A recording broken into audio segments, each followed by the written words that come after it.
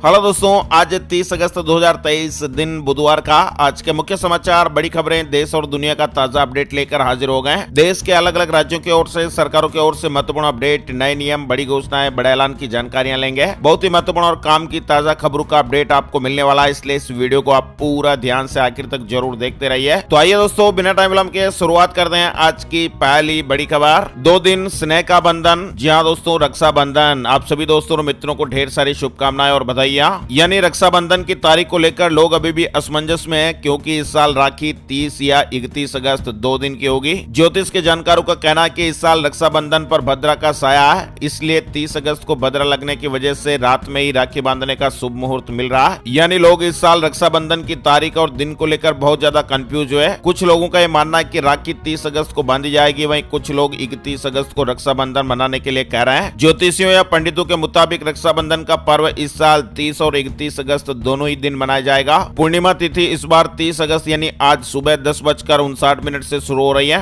और इस पूर्णिमा तिथि का समापन 31 अगस्त को सुबह 7:05 पर होगा। और जैसे ही पूर्णिमा की शुरुआत होगी 10:59 पर भद्रा काल की शुरुआत भी हो जाएगी और भद्रा काल का समापन रात 9:02 पर होगा। वैदिक ज्योतिष में भद्रा को अशुभ काल माना जाता है और इस काल में कोई भी शुभ काम करने की मनाही होती है। और तो और दोस्तों, आपको बता दें भद्रा में राखी क्यों नहीं बांधी जाती, इसके पीछे कुछ कारण भी है। एक पौराणिक कथा भी है। ऐसा कहा जाता है कि लंकापति रावण की बहन ने भद्रा काल में ही उनकी कलाई पर राखी बांधी थी और 1 वर्ष के अंदर ही साम्राज्य का विनाश हो गया। इसके अलावा ऐसी भी मान्यताएं हैं, कहा जाता है कि भद्रा शनिदेव की बहन थी। भद्रा को ब्रह्मा जी से यह श्राप मिला था कि जो भी भद्रा में शुभ या मांगलिक कार्य करेगा उसका परिणाम अशुभ ही होगा, इसलिए भद्रा काल को टाला जाता है, शुभ कार्य नहीं किए जाते हैं। अब बता दें आपको राखी बांधने का शुभ मुहूर्त। अगर आप आज 30 अगस्त को राखी बांध रहे हैं तो रात 9:02 के बाद से ही राखी बांधे। और अगर आप 31 अगस्त को राखी बांध रहे हैं तो आपको बता दें 31 अगस्त को श्रावण पूर्णिमा सुबह 7:05 तक है और इस समय में भद्रा का साया भी नहीं है। तो ऐसे में अब आप 31 अगस्त को सुबह 7:05 तक के शुभ मुहूर्त में भी राखी बांध सकते हैं, बंधवा सकते हैं। और इसीलिए इस बार रक्षाबंधन का त्योहार 30 और 31 अगस्त दोनों दिन मनाया जा रहा है। राखी बांधने के लिए कुल 10 घंटे का शुभ मुहूर्त मिल रहा है। रक्षाबंधन की आप सभी को ढेर सारी शुभकामनाएं और बधाइयां। वहीं ओणम की देश भर में धूम,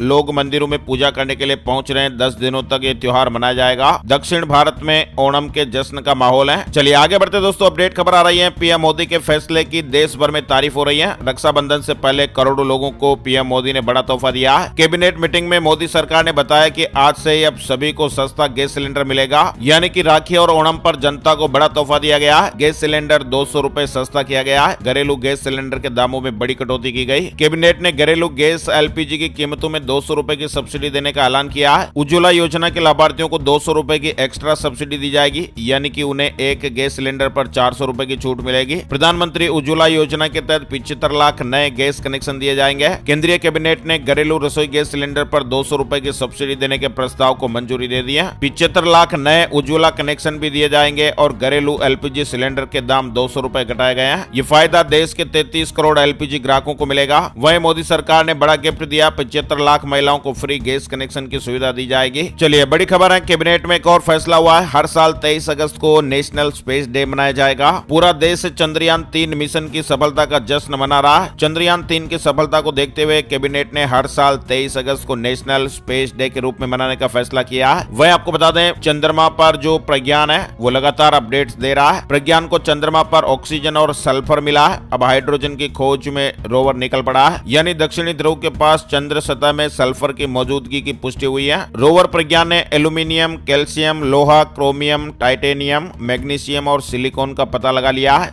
यानी रोवर ने चंद्रमा पर ऑक्सीजन और सल्फर जैसे तत्वों का पता लगा लिया है। इसरो ने मंगलवार को ट्वीट करके इस तरह की जानकारी दी। ऑक्सीजन समेत 8 एलिमेंट्स मिले हैं। हाइड्रोजन की खोज जारी है। वहीं बड़ी खबर है, 1901 के बाद से इस साल भारत में होगा सबसे सूखा अगस्त। 32% कम बारिश हुई है। यानी बीते महीनों में भले ही देश के कई इलाकों में सामान्य से अधिक बारिश दर्ज की गई, कई जगहों पर तबाही की घटनाएं भी देखने को मिली। बावजूद इसके वरिष्ठ मौसम विशेषज्ञों ने कहा कि इस साल अगस्त महीने में भारत के इतिहास में सबसे सूखे अगस्त में में से एक हो सकता है। उन्होंने कहा कि ऐसा 1901 के बाद पहली बार हो रहा है। विशेषज्ञों ने यह भी कहा कि अल नीनो की स्थितियों के तीव्र होने का परिणाम है। वहीं वेदर अपडेट आ रहा है, बंगाल की खाड़ी में एक बार फिर से चक्रवात बनने जा रहा है। 5 सितंबर से ये चक्रवात फिर से एक्टिव हो सकता है, यानी इस समय मानसून सुस्त पड़ा हुआ है। मौसम विशेषज्ञ कह रहे हैं कि आने वाले दिनों में बंगाल की खाड़ी पर एक चक्रवात एक्टिव होगा, जिसके प्रभाव से फिर से मानसूनी गतिविधियां शुरू होगी। 5 से 7 सितंबर के दौरान मानसून गतिविधियों की संभावनाएं बन रही हैं। हालांकि हरियाणा, एनसीआर और दिल्ली पर इसका आंशिक प्रभाव भी देखने को मिलेगा। वहीं आपको बता दें, दिल्ली में 15 दिनों के लिए पैराग्लाइडर, ड्रोन और यूएवी उड़ाने पर बैन लगा दिया गया है। G20 शिखर सम्मेलन से पहले दिल्ली पुलिस ने सुरक्षा कारणों के चलते 29 अगस्त से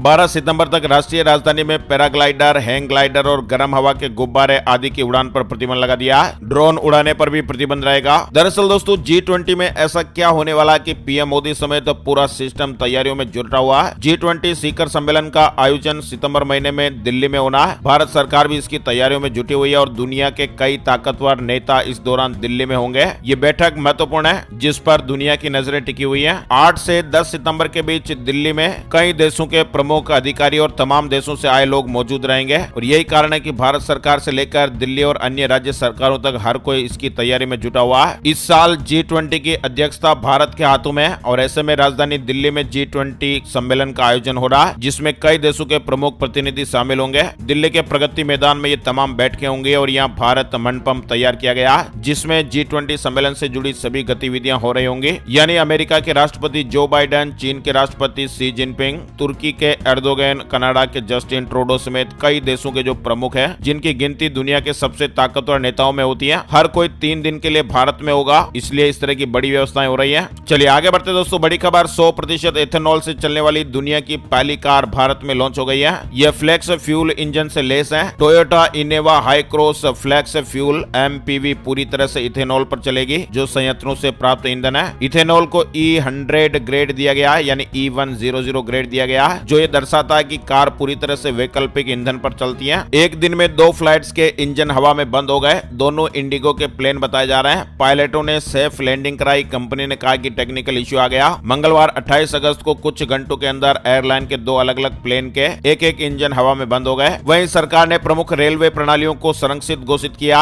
नुकसान पहुंचाने पर 10 साल की जेल की सजा होगी। रेलवे बोर्ड की ओर से जारी अधिसूचना के अनुसार इस तरह की जानकारी सामने आई है। लोकसभा चुनाव से पहले गुजरात सरकार ने बड़ा फैसला लिया। स्थानीय निकाय चुनाव में 27% OBC आरक्षण को लागू किया है। SC/ST में कोई बदलाव नहीं हुआ है। यानी लोकसभा चुनाव से पहले गुजरात सरकार ने यह बड़ा फैसला लेते हुए राज्य की ग्राम पंचायतों और स्थानीय निकायों में 27% OBC आरक्षण लागू करने का फैसला लिया है। पहले यह 10% था। वहीं SC/ST की सीटों में कोई बदलाव न करते हुए 10% आरक्षण को बरकरार रखा गया। अक्टूबर 2024 में शुरू होगा जेवर एयरपोर्ट, 55% काम पूरा हो गया। एशिया पैसिफिक देशों के लिए ट्रांजिट हब बनेगा, यानी देश के सबसे व्यस्त इंदिरा गांधी इंटरनेशनल एयरपोर्ट से महज 72 किलोमीटर की दूरी पर भारत का सबसे बड़ा जेवर इंटरनेशनल एयरपोर्ट बन रहा है। पिछले साल मई से नोएडा में 1334 हेक्टेयर में बन रहे इस एयरपोर्ट के पहले चरण का 55% काम पूरा हो चुका है। इसे बनाने में 7000 लेबर लगी हुई है। वहीं दोस्तों, राजस्थान में RPSC के एग्जाम में मिलेगा एक्स्ट्रा टाइम। सवाल के जवाब में 5वें ऑप्शन के नियम के बाद समय बढ़ाया गया है। OMR सीट चेक कर सकेंगे कैंडिडेट्स, यानी एग्जाम के दौरान इन 10 मिनट में कैंडिडेट ये पता लगा पाएंगे कि OMR सीट में उन्होंने हर सवाल में आंसर के 5 में से किसी एक ऑप्शन का चयन किया या नहीं, इसलिए समय बढ़ाया गया। वहीं राजस्थान में पार्ट टाइम कर्मचारियों को भी मिलेंगे रिटायरमेंट बेनिफिट्स। गहलोत कैबिनेट ने यह फैसला लिया। बिजली संकट को लेकर भी मंत्रिपरिषद में चर्चा हुई है। चुनावी साल में गहलोत सरकार भी कर्मचारियों को साधने के लिए कई महत्वपूर्ण निर्णय ले रही है और इसी के मद्देनजर 29 अगस्त को गहलोत सरकार कैबिनेट की बैठक में फैसला लिया गया।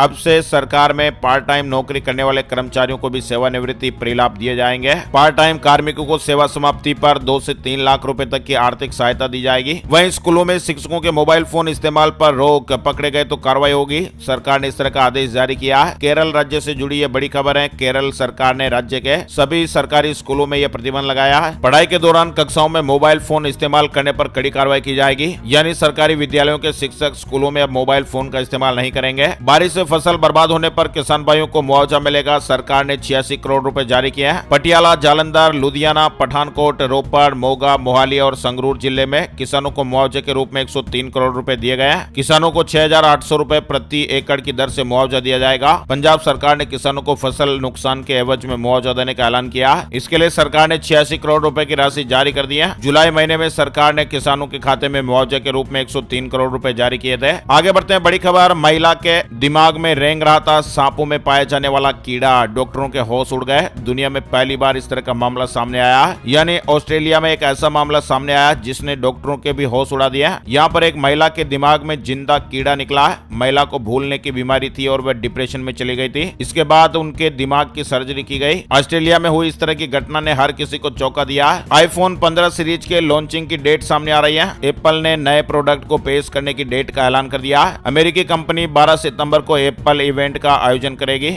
और इस इवेंट में आईफोन 15 सीरीज को भी लॉन्च किए जाने की उम्मीद है। वहीं लाइसेंस हो या फिर बर्थ सर्टिफिकेट, अब राजधानी दिल्ली में घर बैठे ही एमसीडी से ये 23 तरह की सुविधाएं मिलेगी। डोर स्टेप डिलीवरी के तहत अगर कोई व्यक्ति घर से बाहर जाने में असमर्थ है या उन्हें ऑनलाइन प्रक्रिया समझ नहीं आ रही है तो उन्हें घर पर एमसीडी की सुविधाएं दी जाएगी। Property tax, birth certificate, health, trade licence, 23 तरह की जो सुविधाएं वो घर बैठे मिलेगी। वहीं महंगाई से भी राहत मिलने की उम्मीद नहीं है। दाल और खाद्य तेल की कीमतों में बढ़ोतरी होने का अनुमान है। रक्षाबंधन को लेकर डीएमआरसी की भी खास तैयारी है। 106 अतिरिक्त मेट्रो चलेगी। हिमाचल प्रदेश में आम, बान और पाजा सहित 6 प्रजातियों के पेड़ों को काटने पर पूर्ण प्रतिबंध लगा दिया गया। लगातार बढ़ रहे अवैध कटान और बाहरी राज्यों के लिए गैर कानूनी तरीके से लकड़ी ले जाने पर अंकुश लगाने के लिए अब राज्य सरकार ने 19 में से 6 प्रजातियों के काटने पर रोक लगा दी है। इनमें आम, बान, पाजा, तूणी, रीठा और त्रियम्बल किस्में शामिल है। हिमाचल प्रदेश में अगले 6 दिन बारिश का अलर्ट नहीं, मानसून की रफ्तार कम हो गई है। हिमाचल प्रदेश में छात्रवृत्ति घोटाले में ईडी की रेड, शिमला और मंडी में छानबीन की गई। 250 करोड़ रुपए गड़बड़ी में कार्रवाई से हड़कंप मच गया। उत्तराखंड में 600 के पार पहुंचा डेंगू मरीजों का आंकड़ा। सरकारी अस्पतालों में बेड फुल, प्लेटलेट्स के लिए लोग बाग भटक रहे हैं। उत्तराखंड में लगातार बढ़ रहे डेंगू के मामलों के बाद स्वास्थ्य विभाग चौकन्ना हो गया। प्रदेश के सरकारी अस्पतालों में डेंगू और टाइफाइड की वजह से हालात बिगड़ रहे हैं। स्वास्थ्य विभाग ने प्लेटलेट्स और जांच के रेट भी तय किया। वहीं इंडोनेशिया में धरती हिली, भूकंप के तेज झटकों से बाली दहल गया। 7.0 की तीव्रता रही है। इंडोनेशिया की आबादी कुल 27 करोड़ के करीब है और यहाँ पर आए दिन भूकंप आते रहते हैं। वहीं श्रम और रोजगार मंत्रालय के सर्विस पोर्टल पर 10 लाख के पार पहुंची वैकेंसी की संख्या। श्रम और रोजगार मंत्रालय के नेशनल कैरियर सर्विस पोर्टल पर 28 अगस्त 2023 को नौकरियों की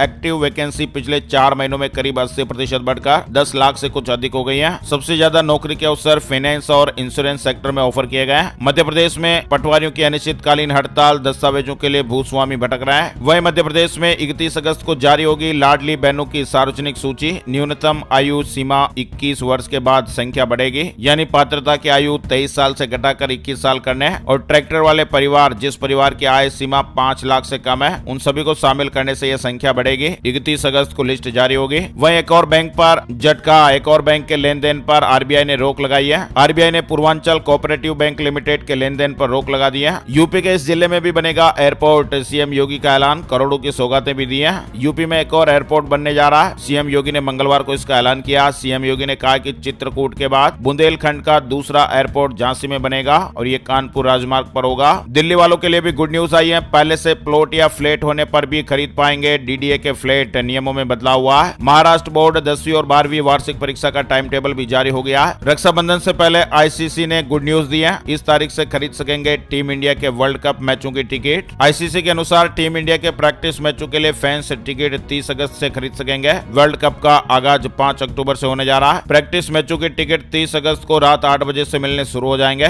चलिए आगे बढ़ते दोस्तों, बड़ी खबर देख पा रहे हैं। इलाहाबाद हाई कोर्ट ने अपने एक महत्वपूर्ण फैसले में यूपी पुलिस में सीधी भर्ती के दरोगाओं, इंस्पेक्टरों को प्रशिक्षण अवधि का पूरा वेतन देने का आदेश दिया है। कोर्ट ने कहा कि पदोन्नति में भी प्रशिक्षण अवधि शामिल होगा। कोर्ट ने 2 महीने में इस संबंध में आदेश जारी करने का निर्देश दिया है। यह आदेश जस्टिस अजीत कुमार के सिंगल बेंच ने Noida, NCR, Ghaziabad, Meerut zone, Agra zone, Prayagraj zone, Gorakhpur zone, Kanpur zone, Bareilly zone एवं वाराणसी जोन के विभिन्न जनपदों में तैनात दरोगाओं एवं पुलिस इंस्पेक्टरों की तरफ से दाखिल अलग अलग याचिकाओं पर पारित किया। अब बात कर लेते हैं दोस्तों gold price today, silver price today, सोने चांदी के भाव। सोने चांदी की कीमतों में उछाल देखने को मिला है। मंगलवार सुबह सोने का भाव 58,898 रुपए प्रति 10 ग्राम पर रहा। वहीं चांदी का भाव 73,855 रुपए प्रति किलोग्राम पर रहा है। आईबीजे की ऑफिशियल वेबसाइट पर आपको इसकी विस्तार से जानकारी मिल जाएगी। वहीं बात कर लेते हैं मौसम की जानकारी का ताजा अपडेट। संपूर्ण भारत का 30 अगस्त 2023 का मौसम पूर्वानुमान। स्काईमेट वेदर अपडेट के मुताबिक अगले 24 घंटों के दौरान मौसम की क्या संभावित गतिविधि रहेगी स्क्रीन पर आप देख सकते हैं। हरियाणा, दिल्ली, उत्तर प्रदेश, गुजरात और राजस्थान में मौसम पूरी तरह शुष्क रहेगा।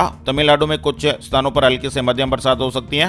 पूर्वोत्तर भारत, उप हिमालय, पश्चिम बंगाल, सिक्किम, हिमाचल प्रदेश, उत्तराखंड, कर्नाटक, आंध्र प्रदेश, विदर्भ, कोंकण और गोवा, मध्य महाराष्ट्र, बिहार, झारखंड और उड़ीसा में एक दो स्थानों पर हल्की फुल्की बरसात देखने को मिल सकती है। आज के मुख्य समाचार अपडेट में फिलहाल बस इतनी ही खबरें। अगर आपको हमारा ये प्रयास अच्छा लगा तो प्लीज वीडियो को लाइक जरूर करिएगा। फेसबुक और व्हाट्सएप पर भी वीडियो को ज्यादा से ज्यादा शेयर कर दीजिएगा। Thank you, take care, good bye, जय हिंद, जय भारत, वंदे मातरम।